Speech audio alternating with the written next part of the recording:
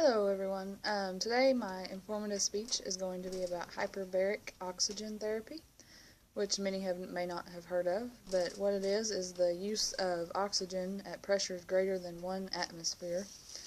And according to Medscape, the high concentration of oxygen dissolves into the blood and the tissues and the fluid in your body 20 times the normal concentration.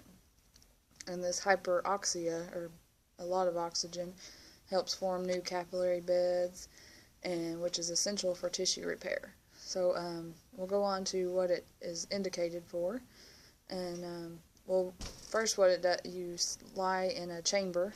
There's monoplace chambers, or there's whole rooms that are used for this therapy, and the whole room is decompressed. So some indications for hyperbaric oxygen are: main one is carbon monoxide poisoning. It's also used for skin ulcers, gas gangrene, thermal burns, and crush injuries.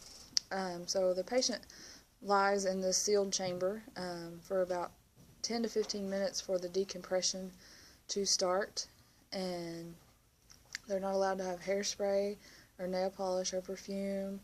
You must wear 100% cotton, no jewelry, no dentures, no prosthetics, no contact lenses. So, and according to the CDC, the carbon monoxide poisoning accounts for over half of all deaths each year from carbon dioxide poisoning. And what it does is carbon monoxide gets in your blood, and this hyperbaric oxygen helps it dissolve and is removed from the blood. So without just sitting there waiting would take a lot more time than the hyperbaric oxygen. And there's also some neurological indications for this therapy, which include autism, cerebral palsy, stroke, multiple sclerosis, and among others. Hyperbaric oxygen dates back to the 5th century. The first compression chamber was in Canada, and in 1928 there was a hyperbaric hospital built, but it only lasted for 2 years due to lack of medical scientific evidence or merit. And the only side effect of this therapy is just the fullness in your ears, like you're flying on an airplane. Some downfalls of this therapy are the availability. They're hard to come by. They're very expensive, and only a few conditions are covered by insurance companies. And also, physicians are uneducated about hyperbaric oxygen, and therefore they do not prescribe it routinely. Some miscellaneous facts.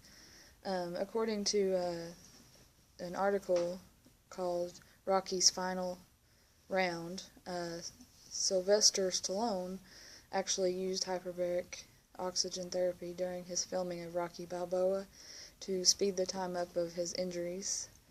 And Lance Armstrong actually carried a mild chamber is what it's called, to improve his performance.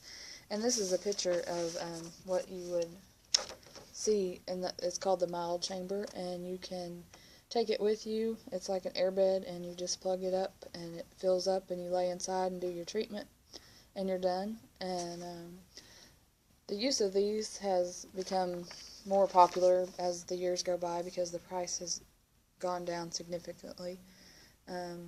They're still very expensive though. On the low side is about $4,000, and you can get them up to about $16,000 is what they cost. And